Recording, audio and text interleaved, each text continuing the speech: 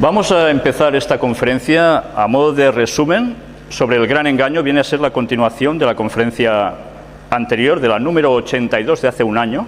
Ahora ya llevamos más de 100 y pico largas. Y vamos a seguir con esta temática que parece que a pocos nos puede llegar a interesar, pero que realmente tiene una significación tremenda para cada uno de nosotros. La hemos titulado De Papa a Papa. Y como veis aquí, solo con las imágenes ya tenéis el compendio de lo que vamos a tratar. La oscura verdad sobre los jesuitas y su objetivo. Sabéis que este papa que ha entrado ahora es jesuita. Pues bien, vamos a destapar un poco quiénes son realmente los jesuitas.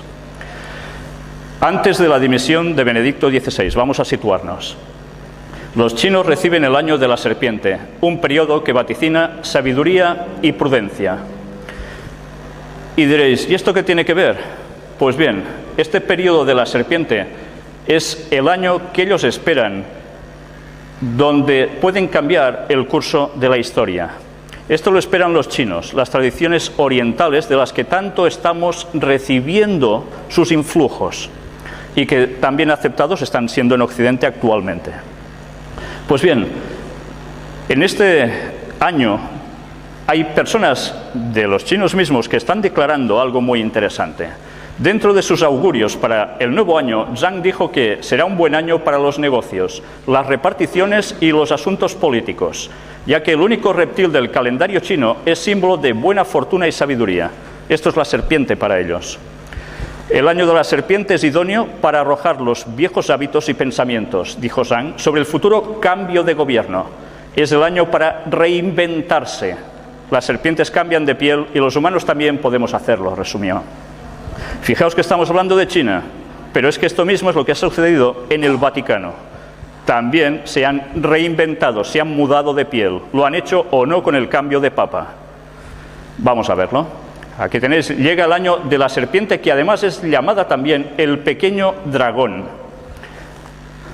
Aquí lo tenéis, no son invenciones, y que además coinciden cada vez que sucede este año de la serpiente o del pequeño dragón en marcadas desgracias para la humanidad. Año de la serpiente o pequeño dragón de agua significa cambio y desgracias. Pero también recordemos, y esto ya lo mostramos anteriormente, que hay un lugar donde describe qué es la serpiente o qué es el dragón, que es lo mismo. Y para eso deberíamos recurrir a textos muy antiguos, bíblicos, que son desechados por mucha gente, donde nos dice que es Satanás. A eso es lo que la cultura oriental le rinde tributo. Y que va asociado, cómo no, con el número 13, tal como demostramos en la conferencia anterior. Mirad qué texto tan curioso en Apocalipsis 12:9, donde dice: y fue lanzado fuera el gran dragón, la serpiente antigua, que se llama Diablo y Satanás, el cual engaña al mundo entero. Fue arrojado a la tierra y sus ángeles fueron arrojados con él. Y diréis, ¿y esto qué tiene que ver? Pues sencillamente, cuando sabemos descifrar lo que ponen estos enigmáticos textos, podemos entender el gran engaño que está montado para hacernos creer las cosas que realmente no son buenas como buenas. Aquí tenéis, el Papa saluda a China, precisamente, y Extremo Oriente por Año Nuevo Lunar. Y aquí él da ese reconocimiento hacia China, hacia los países del lejano Oriente, precisamente en este nuevo año lunar que comenzó el día 10 de febrero.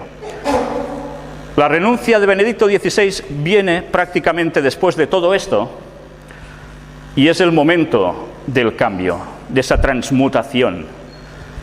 Dice que renunció por falta de fuerzas. Nosotros en las conferencias demostramos que no es por eso. Hay muchos más factores detrás. El anuncio de la renuncia del Papa llegó completamente de sorpresa, pero para entender su lógica hay que considerar también la fecha del calendario. Atención a esto, no son casualidades el momento de su fecha. Hoy, efectivamente, para la Iglesia la fiesta litúrgica es el de la Virgen de Lourdes, en el aniversario de las apariciones marianas más célebres. ¿Y cuándo sucedió eso? Días 11 de febrero. Mirad qué extrañas casualidades, una vez más, vuelven a coincidir aquí. El Papa renuncia a los 85 años, 8 más 5, 13. Estamos haciendo numerología, lo que ellos trabajan habitualmente, que es cábala. en verdad, espiritismo. Día del anuncio, día 11, que significa aprobado por ley divina. Por eso eligió ese día. Hora anuncio, renuncia del Papa por los medios de comunicación a las 11:47, sumado da 13. Día y mes del anuncio, 11 del 2, sumado 13. Día del anuncio coincide con la celebración de la Virgen de Lourdes, que igual 11 de febrero da 13. Que, por cierto, quien se aparece allí no es la Virgen de Lourdes, como bien hemos demostrado. O se presentaba sus manifestaciones. Día, mes y año del anuncio, 11 del 2 del 2013. Sumado todo da 10. El 10 significa plenitud. 1 más el 0, que es igual a Dios. Fecha de emisión, 28 del 2 del 2013. Sumamos todo, nos da 18, que es 3 veces 6, el número de la bestia. Y además es el año de la serpiente o pequeño dragón de agua, que significaba cambio y desgracias, Satanás, número 13. Todas estas casualidades, entre comillas, no se han dado porque sí. ¿Hubo un mal presagio o una señal? ¿Recordáis esto? Fue precisamente cuando el Papa renuncia. Justo se manifiesta este relámpago con un estruendo enorme en la Basílica de San Pedro. Aquí lo tenéis más ampliado incluso. Pero mirad qué texto aparecía en Lucas 10:18, un texto bíblico. Y les dijo: yo veía a Satanás caer del cielo como un rayo. Justo, ¿dónde? En el Vaticano. La elección del Papa Francisco. Ya entramos en el cambio. Jorge Mario Bergoglio, nuevo Papa con el nombre de Francisco. Mirad bien la fecha del recuadro, 13 del 3 del 2013. Aquí lo tenéis, sumado todo, una vez más, nos da 13, y fue en un día 13. 13 es muerte y nacimiento, cambio total, transformaciones, 12 más 1 igual a Mesías. En ocultismo, satanismo, el 13 es Lucifer, Satanás. ¿Estos números han sido casualidades? Recordemos un extracto del gran engaño de la conferencia número 3 del año 2006, cuando hubo el cambio de pontificado de Juan Pablo II a Benedicto XVI. Esto fue en directo, lo grabamos en estos momentos, con este resumen de coincidencias que también todo daba 13. Aquí lo tenéis mejor ilustrado. Serán siempre casualidades, ¿verdad? Aún hubo más números cabalísticos. Hubo la fumata de fogueo. La elección del Papa sigue en el aire, decían. Y esos momentos claves, hubo 33 votaciones. 33 votaciones dicen que hubo hasta que salió elegido el nuevo pontífice. El 11 es aprobado por ley divina. El 3 significa la Trinidad. 11 más 11 más 11 da 33. Aprobado 3 veces por ley divina, por la Trinidad. Pero atención, no la Trinidad cristiana, sino la Trinidad pagana. Eso debemos diferenciarlo y en las conferencias lo explicamos muy bien. Aquí tenéis al nuevo Papa, que precisamente salió al balcón. ¿Recordáis la escena? ¿La estuvisteis siguiendo en directo? Fue muy interesante porque se ven cómo las luces se encienden de la logia de San Pedro en ese balcón, pero van tardando a salir y no sabíamos por qué. Pero los que estábamos pendientes, los que sabíamos de qué iba el asunto, estábamos pendientes del reloj. Y justo cuando se cumplían las 8 con 13 minutos fue cuando apareció en el balcón. Ni minuto más, ni minuto menos. Además, las 8:23, en horario de tarde, si hacéis la transformación de los números, nos sale también 13. Aquí tenéis algo muy significativo. El jesuita argentino José Mario Bergoglio es el nuevo Papa con el nombre de Francisco. Es el primer latinoamericano y además el primer jesuita en la historia del Vaticano en ostentar el pontificado. Papa Benedicto XVI renuncia a los 85 años, da 13. Elegido Papa Francisco a los 76 años, que también da 13. La elección del Papa Francisco ha sido en la semana número 11 del año. La sede papal ha estado vacante 13 días. Fue ordenado sacerdote de la Compañía de Jesús por Monseñor Ramón José Castellano, arzobispo emérito de Córdoba, en Argentina, un día 13. ¿Y qué más sucedió? ¿Cuándo fue la hora de la fumata blanca? Las 19:06, que son las 7:06 p.m., que una vez más daba 13. Pues bien, además hubo esa intronización el día 19 de marzo, como no, tenía que dar 13, por supuesto. Y ahora vamos a ver precisamente más de esta numerología. Fue, como veis aquí, primer pontífice no europeo de la Iglesia en 13 siglos. Primer papa no europeo en 13 siglos. Papa con papa. Benedicto XVI regresa al Vaticano contento y con intención de dedicarse a la oración. Ya sabéis que se fue y luego regresa. Seguirá viviendo en el Vaticano. Mirad en qué fecha sucedió todo esto. 2 de mayo del 2013. Sumado todo, evidentemente, ¿qué tenía que dar? Pues 13. El antiguo monasterio de clausura donde él iba a vivir fue precisamente instituido un día 13. ¿Y qué sucede también el 13 de mayo? Consagran el pontificado de Francisco a la Jornada Mundial de la Juventud a la Virgen de Fátima. El 13 de mayo en Fátima, el pontificado del Papa Francisco en la Jornada Mundial de la Juventud, que se realizará en Río de Janeiro, en julio de este año, serán consagrados a la Virgen María. Y como demostramos, las apariciones de la Virgen María son apariciones satánicas, no es la Virgen María. ¿Esto a más de uno le sorprende? Mirad las conferencias y veréis la demostración. Mirad cómo además, dice, así el cardenal patriarca le propuso a los obispos portugueses que esta consagración se hiciera el día 13 de mayo. Él mismo lo dijo. Seguimos avanzando para ir un poco más deprisa, vamos muy justos de tiempo. Salen 13 por todas partes, luego en vuestras casas, si tenéis las imágenes, podréis verlo perfectamente. Y vamos a ver esos primeros signos visibles de humildad de este nuevo Papa, que realmente están sorprendiendo y embaucando a muchas personas. ¿Qué empieza a hacer esta persona? Pues empieza a tener esos signos de sencillez, de energía, de humildad. Todos los cronistas hablan sobre ello.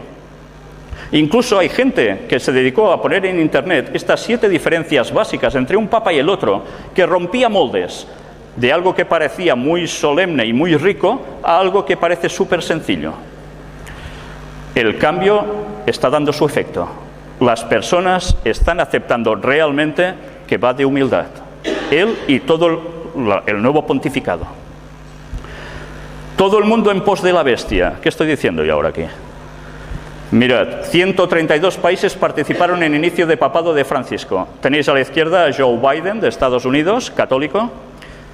Tenéis a la derecha a Angela Merkel, luterana, pero totalmente diciendo las mismas cosas que el papado está diciendo. Y en medio tenéis al jesuita Mariano Rajoy y al príncipe Felipe también, que estudió en la escuela de jesuitas. ¿Cómo no? ¿De dónde estaba sacada la expresión bestia? Pues mirad, otra vez recurrimos a Apocalipsis, capítulo 13, versículos 3 y 4. Son profecías. Vi una de sus cabezas como herida de muerte, pero su herida mortal fue sanada, y se maravilló toda la tierra en pos de la bestia. Os haré un poco de resumen. En 1798 la historia dijo que el general Berthier, por orden de Napoleón, cogió al Papa y lo encerró, y parecía que el Vaticano se acabó. Pocos meses después, esa herida mortal es sanada, y su auge vuelve a surgir cada vez con más fuerza. Hasta el punto que la profecía dice que toda la tierra irá en pos de la bestia. Y adoraron al dragón que había dado autoridad a la bestia. ¿El dragón quién es? Hemos visto, Satanás, ¿lo recordáis? Y adoraron a la bestia diciendo, ¿quién como la bestia y quién podrá luchar contra ella? Si tenéis dudas de esto, mirad las conferencias y veréis qué detalles impresionantes narra la historia al respecto. Totalmente no se puede llevar la contraria a lo que es historia y profecía. Mirad esta imagen, Papa Francisco con la cruz quebrada y su escudo papal. Mostramos que esta cruz quebrada es del siglo VI, ahora hablaremos de todo esto, y este es el escudo papal, con una insignia en medio muy interesante. Mirad que surge de este libro, de Piers Compton, un católico declarado, y nos narra de dónde surge la cruz partida. Este crucifijo torcido es un símbolo siniestro usado por los satanistas en el siglo VI, que había sido revivido para la época del Vaticano II. Esta era una cruz torcida o rota, en la cual se mostraba una figura repulsiva y distorsionada de Cristo, que los practicantes de la magia negra y brujos de la Edad Media habían usado para representar el término bíblico marca de la bestia. Así no solo Pablo VI, sino sus sucesores llevaron ese objeto y lo sostuvieron para que fuera reverenciado por las multitudes. Y las personas, cuando él pasa con este crucifijo, ¿qué hacen? Se postran. ¿Culto a quién? ¿A Dios? No, a Satanás. Los jesuitas mirad ahora un poco de historia. Fueron expulsados de muchas naciones. ¿Sabíais esto? Esto no nos lo enseñan en las escuelas normalmente, ni tampoco se nos dicen las razones. ¿Por qué? ¿Es porque eran tan buenos que, al ser tan buenos, sobraban allí? Podéis buscar en cualquier sitio un poco bien documentado sobre la expulsión de los jesuitas. Veréis que están expulsados prácticamente de un montón de países. Incluso desde España también fueron expulsados. Pero todo esto tiene una explicación. Y la iremos viendo ahora en breve. En España la Compañía de Jesús quedó en situación de ilegalidad como consecuencia de la aplicación del artículo 26 de la Constitución de la Segunda República Española de 1931. Atención al año, relativo al cuarto voto de obediencia al Papa. Ahora veremos qué es el cuarto voto de obediencia al Papa. En 1931 son expulsados. ¿Qué sucede pocos años después en España? ¿Lo recordáis? La Guerra Civil Española. ¿Qué ha sucedido después de cada país donde han sido expulsados los jesuitas? Una guerra. Y ellos, al cabo de nada, vuelven otra vez allí. Estad atentos a Corea, porque en Corea sucedió lo mismo. Y aquí tenéis el Papa Negro, que es Adolfo Nicolás, el general superior de los jesuitas. Sabéis que ellos funcionan como una orden militar. Y a la derecha el Papa Blanco. ¿Quién manda en verdad? ¿El Papa Blanco o el Papa Negro? El Papa Negro es el general de la orden, el otro no. Y ahora vamos a ver el juramento de los jesuitas, y que es la verdadera causa de su expulsión. Lo que vais a ver ahora está extraído de las palabras de Alberto Rivera, un ex jesuita que, por decir lo que dijo, le costó el envenenamiento y su muerte. Estad atentos a lo que ahora vais a ver. El lado oculto de los jesuitas, su juramento extremo. ¿Veis su insignia? Luego hablaremos un poco. En este extracto nos dice: el propósito de la orden jesuita, formalmente establecido por el Papa en 1540, es destruir la reforma protestante. Ellos lo llaman la contrarreforma. Nicolini de Roma escribió: los jesuitas, por su mismo llamado, por la misma esencia de su institución, están ligados a buscar por cada medio, recto o malo, la destrucción del protestantismo. Esta es la condición de su existencia, el deber que ellos deben cumplir o cesar de ser jesuitas. Y aquí tenéis de dónde está extraído, 1894. Y ahora mirad el extracto del juramento de los jesuitas. Para este fin el jesuita profeso se tiene obligado a sí mismo con un juramento, parte del cual fue publicado en 1899. Y vamos a ver qué pone allí. Ahora yo renuncio y desconozco mi lealtad debida a cualquier rey herético, príncipe o estado, llámense protestantes o liberales, o la obediencia a cualquiera de sus leyes o magistrados u oficiales. Luego declaro que la doctrina de las iglesias de Inglaterra y Escocia, de los calvinistas, hugonotes y otros del nombre protestante o liberales, ser condenables, y ellos mismos ser condenables los que no abandonarán las mismas. Luego declaro que yo ayudaré, asistiré y aconsejaré a todos o algunos de los agentes de su santidad en el lugar donde yo esté, en Suiza, Alemania, Holanda, Dinamarca, Suecia, Noruega, Inglaterra, Irlanda o América, o en cualquier otro reino o territorio al que yo vaya, y haré mi máximo esfuerzo para extirpar a los herejes protestantes o las doctrinas liberales y destruir todo pretendido poder, que sea legal o no. En 1981, Alberto Rivera denunció estas cosas. Aquí tenéis a Adolfo Nicolás, español. Ceremonia de introducción y juramento extremo de los jesuitas. Habla el superior. ¿Sabéis? Ellos tienen grados como la masonería. Los de abajo no saben nada. Creen en lo que hacen, son sinceros. Pero a medida que van subiendo se van enterando de realmente qué es lo que los mueve y qué función va a ser la suya. Hijo mío, hasta aquí tú has sido enseñado para actuar como el disimulador entre los católicos romanos, para ser un católico romano y para ser un espía aún entre tus propios hermanos, para no creer a ningún hombre, para no confiar en ningún hombre. Entre los reformadores, para ser un reformador. Entre los hugonotes protestantes franceses, ser un hugonote. Entre los calvinistas, ser un calvinista. Entre los protestantes, aquellos que protestan y están en desacuerdo con la institución católica romana, generalmente ser un protestante. Y obtener su confianza y buscar aún predicar desde sus púlpitos. Y denunciar con toda la vehemencia, emoción violenta, en tu temperamento a nuestra santa religión y al Papa, y aún descender tan bajo como para llegar a ser un judío entre los judíos, para que tú puedas estar habilitado a reunir toda la información para el beneficio de tu orden como un fiel soldado del Papa. ¿Sabéis qué es esto? Infiltración. Se harían pasar por protestantes, como grandes predicadores incluso. Se pondrían también, no solo esto, porque hay más, en política, para llevar al pueblo al objetivo que ellos pretenden, la sumisión al Vaticano. Y sigue hablando de todo lo que harían, y la verdad es que es realmente escalofriante, porque hablan de que si conviene matar, matarán. Casi nada. Todo esto lo podéis ver en detenimiento en vuestras casas. Mónita secreta de los jesuitas o instrucciones reservadas. Esto aún se puede encontrar. ¿Era secreto? Se destapó. Aquí lo tenéis. Y aquí es donde Alberto Rivera explicó todas sus experiencias. Mirad que también apareció aquí. Los jesuitas fueron hace años expulsados de los territorios de España por conspirar gravemente contra el Estado y la autoridad del soberano, a costa de quien al mismo tiempo vivían y se expandían. Hay que tener presente que durante muchos años en el diccionario de la Real Academia Española, la palabra jesuita era definida como dos cosas: perteneciente a la orden jesuita o bien hipocresía. Esta última definición fue borrada en 1967, ¿por qué sería? En numerosos textos literarios, el hacerse el jesuita es el hacerse pasar por inocente sin serlo. Impresionante. Y vamos a ver unas frases célebres referidas a los jesuitas. John Adams, segundo presidente de los Estados Unidos de América. La historia de los jesuitas quizás no se ha escrito de forma muy elocuente y, sin embargo, está apoyada por autoridades incuestionables.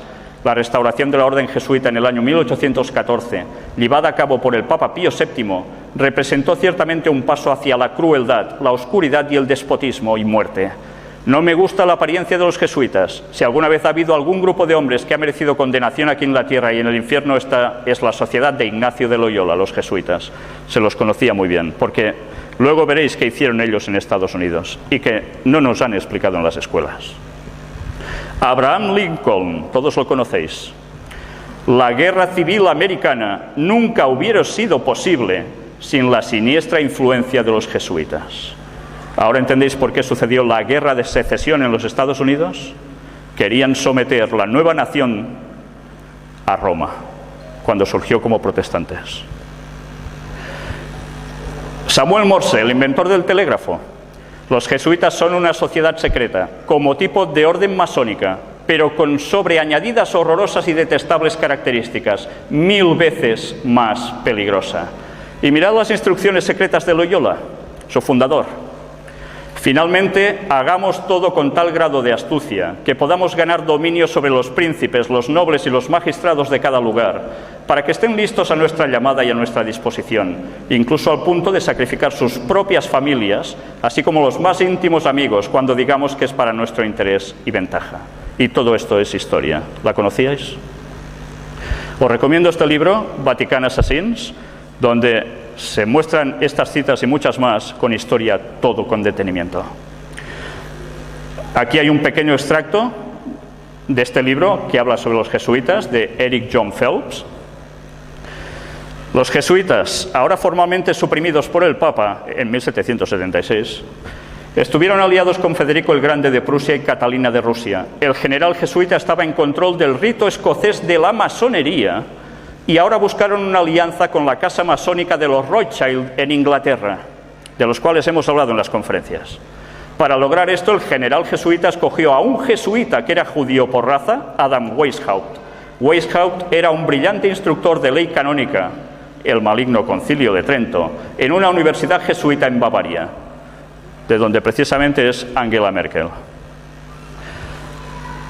El del Colegio Jesuita de Ingolstadt se dice haberse iniciado la secta conocida como los Illuminati de Bavaria. ¿Os suena, verdad? Fundado por Adam Weishaupt. Su fundador nominal, sin embargo, parece haber tenido un papel subordinado, aunque conspicuo, en la organización de esta secta. ¿Y qué sucedió en 1 de mayo de 1776? Se crea la Orden de los Illuminati. Y así podríamos encontrar aún más cosas, hasta que llegaremos a unas frases de Napoleón, que fue usado por ellos mismos y que después los citó. Los jesuitas son una organización militar, no una orden religiosa. Su jefe es un general de un ejército, no el mero padre abad de un monasterio. Y la meta de esta organización es poder. Poder en su más despótico ejercicio. Absoluto poder, universal poder. Poder para controlar el mundo por la voluntad de un solo hombre. Jesuitismo es el más absoluto de los despotismos y a la vez el más grande y más enorme de los abusos. El general de los jesuitas insiste en ser el amo, soberano sobre los soberanos. Donde quiera que los jesuitas son admitidos, ellos serán amos, cueste lo que cueste. Su sociedad es por naturaleza dictatorial y por lo tanto es el enemigo irreconciliable de toda autoridad construida. Cada acto, cada crimen, aunque sea atroz, es una obra meritoria si se comete para el interés de la sociedad de los jesuitas o por la orden del general. Y todo esto es historia. Hay más frases célebres y aún podríamos seguir así muchísimo más. Otro libro que os recomiendo, Los terroristas secretos, de Bill Hughes, donde veréis incluso quién estuvo detrás del hundimiento del Titanic. Increíble, ¿eh? Y otro libro imprescindible que no debería faltar en ninguna biblioteca, El conflicto de los siglos, escrito por Ellen White en 1827 a 1915, que vivió ella. El libro es de 1888. Mirad que escribió bien documentada sobre los jesuitas. Pasados los primeros triunfos de la Reforma, Roma reunió nuevas fuerzas con la esperanza de acabar con ella. Ya sabéis, la Reforma protestante iba contra el poder del Vaticano. Entonces fue cuando nació la Orden de los Jesuitas, que iba a ser el más cruel, el menos escrupuloso y el más formidable de todos los campeones del papado. Libres de todo lazo terrenal y de todo interés humano, insensibles a la voz del afecto natural, sordos a los argumentos de la razón y a la voz de la conciencia, no reconocían los miembros más ley ni más sujeción que las de su orden, y no tenían más preocupación que la de extender su poderío. El Evangelio de Cristo había capacitado a sus adherentes para arrostrar los peligros y soportar los padecimientos, sin desmayar por el frío, el hambre, el trabajo, la miseria, y para sostener con denuedo el estandarte de la verdad frente al potro, al calabozo y a la hoguera. Para combatir contra estas fuerzas, el jesuitismo inspiraba a sus adeptos un fanatismo tal que los habilitaba para soportar peligros similares y oponer al poder de la verdad todas las armas del engaño. ¿Por qué creéis que están siempre en los primeros puntos de conflicto los jesuitas? Son los soldados del Papa. Para ellos ningún crimen era demasiado grande, ninguna mentira demasiado vil, ningún disfraz demasiado difícil de llevar. Ligados por votos de pobreza y de humildad perpetuas, ¿os suena de algo esto? Estudiaban el arte de adueñarse de la riqueza y del poder para consagrarlos a la destrucción del protestantismo y el restablecimiento de la supremacía papal. ¿El nuevo papa jesuita no está mostrando estas facultades? Las mismas. La historia no cambia, los personajes siguen lo mismo. Al darse a conocer como miembros de la orden, se presentaban con cierto aire de santidad, visitando las cárceles, atendiendo a los enfermos, os suena, ¿verdad?, y a los pobres, haciendo profesión de haber renunciado al mundo y llevando el sagrado nombre de Jesús, de aquel que anduvo haciendo bienes. Pero bajo esta ungida mansedumbre, ocultaban a menudo propósitos criminales y mortíferos. Era un principio fundamental de la orden que el fin justifica los medios. Según dicho principio, la mentira, el robo, el perjurio y el asesinato no solo eran perdonables, sino dignos de ser recomendados, siempre que sirvieran los intereses de la Iglesia. Con muy diversos disfraces se introducían los jesuitas en los puestos del Estado, por eso fueron expulsados, elevándose hasta la categoría de consejeros de los reyes y dirigiendo la política de las naciones. Se hacían criados para convertirse en espías de sus señores, establecían colegios para los hijos de príncipes y nobles y escuelas para los del pueblo, y los hijos de padres protestantes eran inducidos a observar los ritos romanistas. ¿Se dedican o no los jesuitas a la educación? Es su punto clave, ¿verdad? ¿Para qué creéis que es? Para preparar a los niños para después. Toda la pompa exterior desplegada en el culto de la Iglesia de Roma se aplicaba a confundir la mente y ofuscar y embaucar la imaginación para que los hijos traicionaran aquella libertad por la cual sus padres habían trabajado y derramado su sangre. Los jesuitas se esparcieron rápidamente por toda Europa y donde quiera iban lograban revivar el papismo. Para otorgarles más poder, se expidió una bula que restablecía la Inquisición. No obstante, el odio general que inspiraba, aún en los países católicos, el terrible tribunal fue establecido por los gobernantes obedientes al Papa, y muchas atrocidades demasiado terribles para cometerse a la luz del día volvieron a perpetrarse en los secretos y oscuros calabozos. En muchos países, miles y miles de representantes de la flor y nata de la nación, de los más puros y nobles, de los más inteligentes y cultos, de los pastores más piadosos y abnegados, de los ciudadanos más patriotas e industriosos, de los más brillantes literatos, de los artistas de más talento y de los artesanos más expertos, fueron asesinados o se vieron obligados a huir a otras tierras. Y ahora los jesuitas vuelven a tener el poder. ¿Creéis que la cosa va a cambiar en verdad si no comulgáis con lo que ellos quieren? La religión ecuménica del nuevo orden mundial, este es su propósito. Este nuevo Papa va a trabajar especialmente para el ecumenismo, para ligar todas las religiones bajo un solo paraguas, pero con alguien mandando. ¿Sabéis quién, no? Lo adivináis. Pues mirad ahora qué aparece en la iglesia de San Ignacio de Loyola en Roma. El Papa asegura que proseguirá el camino del diálogo ecuménico. Está atándose totalmente con los judíos, sobre todo porque el Vaticano, recordad, quiere instalarse en Jerusalén y lo va a hacer todo para ello. Pero además se está uniendo con el Islam, se está uniendo con los protestantes, los ortodoxos, budistas y demás. Y sigue trabajando para ello. Vais a ver ahora una serie de fotografías de la maqueta de la futura iglesia mayor y principal de los jesuitas en Roma, con partes integradas de templos de todas las otras religiones, para conseguir una sola religión mundial. Esto no es ciencia ficción, esto ya existe. Aquí la tenéis. Vamos a ver algún pequeño detalle. ¿No veis construcciones típicas de Rusia, de iglesias rusas, ortodoxas? Mirad qué países aparecen también en sus pies, como España, ¿cómo no? ¿Os recuerda esto a algún otro lugar, verdad? Del mundo islámico, en Turquía. Pues ya veis, iglesias de protestantes, todo junto bajo un mismo paraguas. Ese es el trabajo del nuevo Papa. Aparentando bondad increíble, haciendo el bien y ayudando a la población, se los va a ganar. La crisis irá más. Ellos son los que a través de Cáritas van a dar de comer al pueblo, a mucho pueblo. ¿Morderéis la mano que os da de comer? ¿O pasaréis por sus leyes? Pues eso es lo que están buscando. Y mirad qué sorpresa, el origen del Reiki. ¿De dónde procede? En este libro está muy bien documentado el origen del Reiki. De Japón, sí. ¿Pero de quién? De los jesuitas. Trabajaron especialmente con espiritismo, haciéndolo pasar por influencias de energía cósmica que penetran en nosotros y que damos a los demás. En verdad es espiritismo, es satanismo. Y hay mucha gente que lo hace de todo corazón y no sabe lo que están haciendo realmente. Pues este es el origen, en verdad, de jesuitas. Casi nada. Por tanto, si queréis información, mirad todo el apartado en las conferencias sobre puertas dimensionales, donde veréis qué cantidad de distintas materias se están utilizando para llevar a la gente a todo esto a través del movimiento de la nueva era, y no nos estamos ni enterando. Pero claro, decir estas cosas sé que no gustan, pero hay que decirlas. Y vamos a terminar con algo muy interesante. Iglesia del Jesús y San Ignacio de Loyola.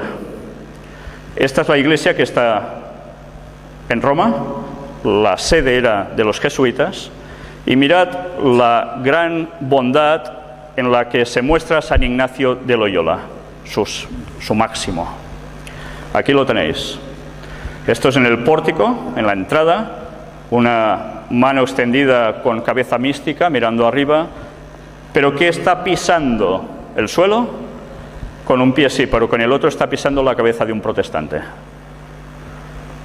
Y después nos hablan de ejercicios espirituales para crecer y acercarse a Dios. Este es el líder de los jesuitas, a quien el Papa obedece y quien va a mandar el mundo, y va dentro de poco a preparar una gran fiesta para todos, que os recomiendo que, como no veáis las conferencias, os van a pillar de lleno. Y esta es su insignia, IHS. Pero mirad que aparece también dentro una escultura donde se ve a la religión flagelando a la herejía, a los protestantes, pobrecillos, flagelándolos. Interesante bondad, ¿verdad? y la cara de horror mientras son flagelados. ¿Sabéis? La historia se va a repetir. Sed conscientes de lo que ahora estáis oyendo, porque dentro de pocos años estas escenas volverán. Porque ellos están detrás de la Unión Europea, están detrás de muchos de los gobiernos actualmente, trabajando a través de las sociedades secretas para llevar el mundo al nuevo orden mundial. ¿Por qué están saliendo los casos de corrupción ahora por todas partes? Para que la gente vea que por la política no se solucionan las cosas. Hace falta un líder de la moral. Y mirad las frases de todos los primeros presidentes de cada nación. ¿Quién están haciendo referencia que es el líder de la moral? El Papa. Trabajan para él. Ahora entenderéis por qué las cosas van por el camino que van y por qué todos estos casos se están saliendo precisamente ahora, cuando toda la vida ha sucedido lo mismo. Y mirad el emblema de los jesuitas, fijaos bien en los detalles. ¿Veis un sol, como la bandera argentina, que fue hecho por los masones precisamente? ¿Por qué será ese paralelismo? ¿Veis algo debajo de las tres letras? ¿Veis tres clavos?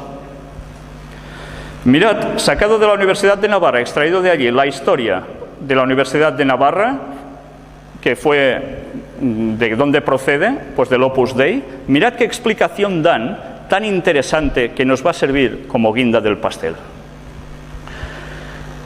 Ellos hablan de los signos gráficos de escritura, y mirad que aparece en el alfabeto hebreo. ¿Veis la letra de la izquierda?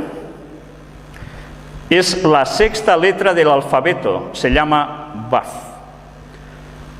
La palabra Vav significa clavo. Se le adjudica el valor numérico 6. Sabéis que en hebreo las palabras tienen un componente sumado de números y un significado. Al clavo le dan el número 6. ¿Entendéis esto? Pues mirad ahora. El emblema de los jesuitas en verdad es 666. ¿Y qué es esto? Mirad otra vez más la profecía de Apocalipsis. Ese libro que la gente dice no se puede entender, son tonterías. Pues mirad qué pone allí. Capítulo 13, versículos del 14 al 18. Y engaña a los moradores de la tierra con las señales que se le ha permitido hacer en presencia de la bestia, mandando a los moradores de la tierra que le hagan imagen a la bestia, que tiene la herida de espada y vivió. ¿Sabéis? Aquí está hablando de Estados Unidos. Es una segunda bestia que le dará el poder al Vaticano. Sed conscientes de esto. Obama es un jesuita, lo han subido los jesuitas, es un masón de grado 32, no sé si ha llegado al 33 o lo ha superado, pero están trabajando todos para el Vaticano. Y se le permitió infundir aliento a la imagen de la bestia, para que la imagen hablase y hiciese matar a todo el que no la adorase. Y hacía que a todos, pequeños y grandes, ricos y pobres, libres y esclavos, se les pusiese una marca en la mano derecha o en la frente. De esto hablamos también en la conferencia anterior. Van a hacer que todo el mundo vuelva a observar el domingo como día de reposo, el día de adoración al sol pagano, el día de adoración a Satanás. No es el día del Señor. Si miráis en las Biblias pone que el día de descanso es el sábado, no el domingo. Tened esto presente, porque ya han manipulado hasta los diccionarios o las enciclopedias a partir de 1990 para demostrar, que ya no puedas demostrar, que el sábado es el séptimo día y el domingo el primer día de la semana. Y mirad cómo termina diciendo, y que ninguno pudiese comprar ni vender, sino el que tuviese la marca o el nombre de la bestia o el número de su nombre. Aquí hay sabiduría. El que tiene entendimiento, cuente el número de la bestia, pues es número de hombre, y su número es 666. En el conflicto de los siglos vuelve a aparecer esto. Y téngase presente que Roma se jacta de no variar jamás. Los principios de Gregorio VII y de Inocencio III son aún los principios de la Iglesia Católica Romana, y si solo tuviese el poder, los pondría en vigor con tanta fuerza hoy como en siglos pasados. Pocos saben los protestantes lo que están haciendo al proponerse aceptar la ayuda de Roma en la tarea de exaltar el domingo. Mientras ellos tratan de realizar su propósito, Roma tiene su mira puesta en el restablecimiento de su poder y tiende a recuperar su supremacía perdida. Los protestantes se están doblegando a Roma. Y termina diciendo Apocalipsis 18, algo que define la situación de la Iglesia Católica Romana. ¿Por qué creéis que ahora desde el Vaticano se fomenta la lectura de la Biblia cuando en la Edad Media se quemaban las Biblias. Y se quemaba cualquiera que tuviese un solo texto escrito en su bolsillo. Porque ahora, como no pudieron acabar porque salió la imprenta con Gutenberg y empezaron a publicar Biblias en el idioma del pueblo, mucha gente se dio cuenta del gran engaño que tenían montado con ese falso cristianismo que estaban pintando, que no tiene nada que ver con el real. Y mirad qué interesante lo que aquí pone. Ahora ellos dicen, leed la Biblia, pero nosotros somos los únicos que la pueden interpretar. Entonces no ganamos nada, ¿verdad? Después de esto, vi a otro ángel descender del cielo con gran poder y la tierra fue alumbrada con su gloria. Está hablando de un mensaje que se iba a dar a este mundo, justo antes de que suceda todo esto. Y clamó con voz potente diciendo, ha caído la gran Babilonia, y se ha hecho habitación de demonios y guarida de todo espíritu inmundo y albergue de toda ave inmunda y aborrecible. Babilonia, cuando se escribió este texto, ya no existía. Hacía siglos que había desaparecido. ¿A quién hacía referencia? Porque todas las naciones han bebido del vino del furor de su fornicación, y los reyes de la tierra han fornicado con ella, y los mercaderes de la tierra se han enriquecido de la potencia de sus deleites. ¿Sabéis? Esto se aplica perfectamente a Roma. Ellos están detrás de las grandes transacciones comerciales que, trabajando con la masonería, están creando grandes monopolios y que mueven el petróleo mundial. Yo os lo digo por contactos personales que tengo, que dejan muy claro que esto no son bromas. Y quien decide quién explota el petróleo, ellos son. Y parece que no tengan nada que ver, ¿verdad?